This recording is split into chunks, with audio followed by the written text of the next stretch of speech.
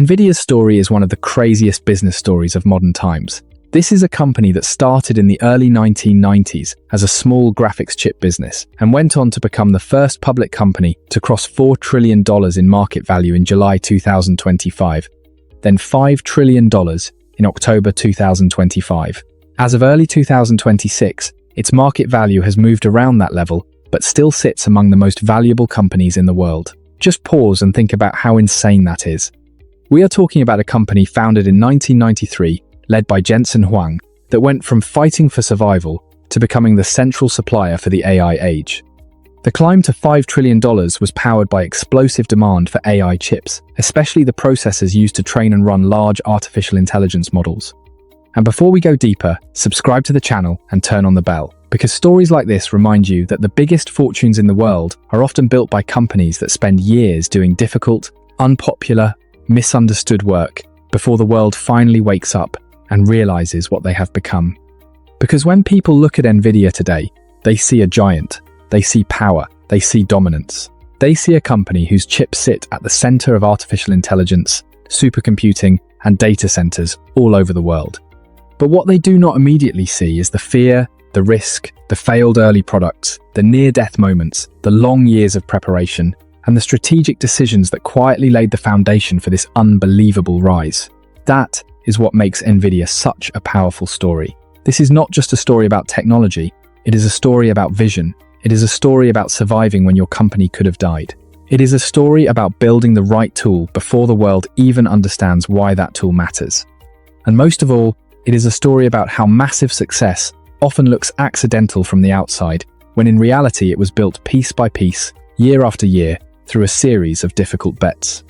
First, the vision that started Nvidia was unusual from the beginning. Nvidia was founded in 1993 by Jensen Huang, Chris Malachowski, and Curtis Priem. The company's early mission centered on graphics and accelerated computing at a time when most of the world was still thinking mainly in terms of traditional central processing. Nvidia would later introduce the concept of the GPU, the graphics processing unit, which fundamentally changed how computing power could be used. That matters because it tells you something important. Nvidia did not become special by simply following the obvious path. It became special by seeing potential in a corner of computing that many people would have dismissed as narrow or secondary. To most people back then, graphics chips looked like a gaming thing. They looked like a support technology. They did not look like the future center of the digital economy. But hidden inside that graphics focus was a deeper truth. GPUs were built for parallel work. They could handle many calculations at once, and that would eventually become one of the most valuable qualities in the AI age. Second, the early years were rough enough to destroy the company. When people see Nvidia at the top, they imagine a smooth climb. But that is not how it happened. The early product path was messy. Nvidia's first major chip effort, the NV1, did not become the breakthrough the company needed. It failed to deliver the kind of commercial success that would have made Nvidia secure. And when a young company gets an important product wrong, the consequences are brutal. Cash gets tight, pressure rises, doubt enters the building, the dream suddenly looks fragile. This is where so many companies disappear. They have a vision, but they do not survive long enough to turn that vision into reality. Nvidia could easily have ended as one more forgotten semiconductor startup from the 1990s. The difference is that it stayed alive. It kept moving. It kept adjusting. It found a way through the panic. Third, the product that helped save Nvidia was the kind of turnaround that changes a company's destiny. After early struggles, Nvidia gained momentum, with products like the Riva line, which restored credibility and gave the company a stronger foothold in graphics hardware. This was not just about selling chips. This was about proving that Nvidia could execute. It was about moving from being a company with ideas to being a company the market had to take seriously.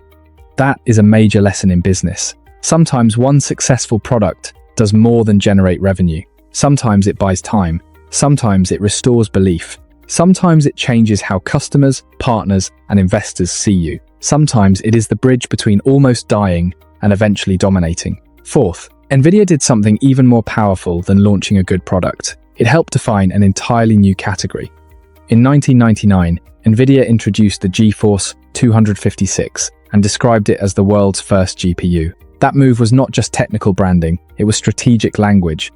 It gave the world a new way to think about a type of chip that could do something traditional processors were not designed to do as efficiently. That is huge. Extraordinary companies often win because they do not merely compete inside existing categories. They shape the category itself. They teach the market how to understand their value.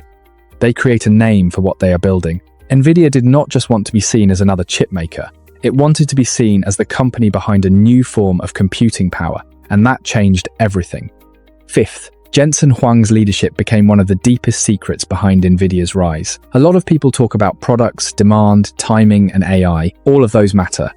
But behind all of them is leadership. And Nvidia's rise is almost impossible to understand without Jensen Huang. He stayed with the company from the founding. He endured the hard years. He kept making long-term bets. And he led Nvidia with a level of intensity and patience that very few leaders sustain over decades. What makes that so impressive is not just that he stayed, it is how he stayed. Many leaders think in quarters, some think in product cycles, the rare ones think in eras. Huang appears to have thought in eras.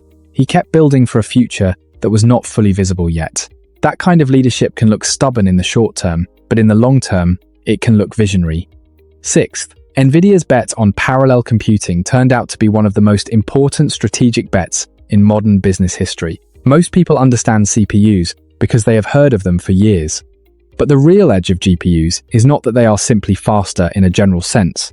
Their strength is that they are designed to handle many operations simultaneously. That makes them incredibly powerful for workloads like graphics rendering, simulations, and later artificial intelligence. That is the beautiful part of Nvidia's story. The company built the architecture first, and the massive demand came later. It did not wait for the world to beg for AI infrastructure before learning how to do accelerated computing. It had already spent years sharpening that capability.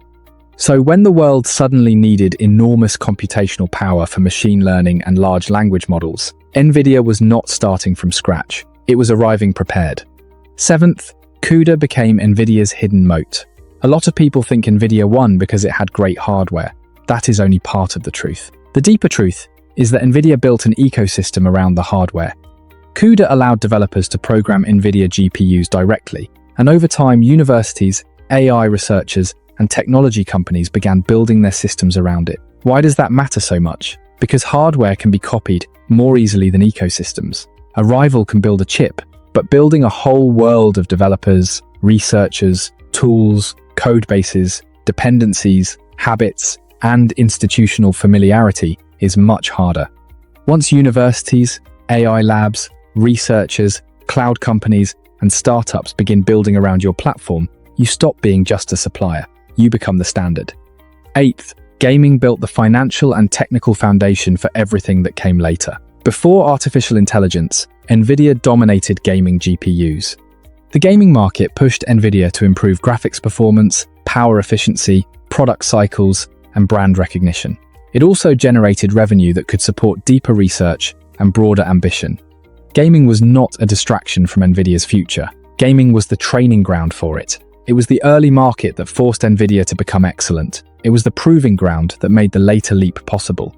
Ninth, unexpected waves like crypto also accelerated Nvidia's story. During major cryptocurrency mining booms, demand for GPUs surged because those chips could be used for mining digital assets. That created spikes in demand, supply pressure, and global attention around Nvidia's products. This is one of the secrets of powerful technologies. Once you build a capability strong enough, many industries begin discovering ways to use it. 10th, Nvidia's pivot into data centers changed the scale of the entire company. Over time, Nvidia moved beyond gaming graphics cards and became central to data center infrastructure and enterprise computing. And the difference is enormous. A gamer may buy one graphics card, but a data center or AI lab might require thousands of GPUs working together in massive clusters. 11th, artificial intelligence changed everything. The explosion of AI created unprecedented demand for computing power. Training advanced AI models requires enormous amounts of data processing, and GPUs are uniquely suited for that workload. Major technology companies began purchasing massive numbers of Nvidia chips to power their AI infrastructure. Suddenly, Nvidia was not just important, it was essential. 12th, Nvidia effectively became the seller of picks and shovels in the AI gold rush. Instead of betting on which AI company would win, Nvidia positioned itself as the company supplying the infrastructure every AI company needs. That is a powerful position. When an entire industry relies on your tools, your growth becomes tied to the expansion of that entire ecosystem.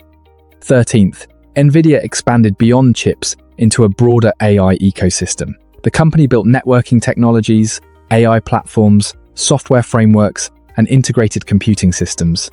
This made Nvidia more than a hardware manufacturer. It became a foundational layer of the modern computing world. 14th, Nvidia's market cap explosion reflected years of accumulated strategic advantage. Investors recognized that the company had positioned itself at the center of one of the most important technological revolutions in history. 15th, competitors struggle to catch up because technological advantage compounds, hardware expertise compounds, software ecosystems compound, developer communities compound, research investments compound. And once those advantages build on top of each other for years, the gap between the leader and the challenger becomes incredibly difficult to close. When you step back and look at Nvidia's rise, the real secret is not one lucky year or one magical product. The real secret is decades of preparation. Nvidia survived its early struggles, created a new computing category, built a powerful developer ecosystem, expanded into data centers, and positioned itself perfectly for the artificial intelligence revolution. From the outside, it may look like Nvidia suddenly appeared and became worth trillions. But from the inside, it was the result of years of relentless work, strategic patience, and the courage to keep building the future long before the world realized how important that future would become.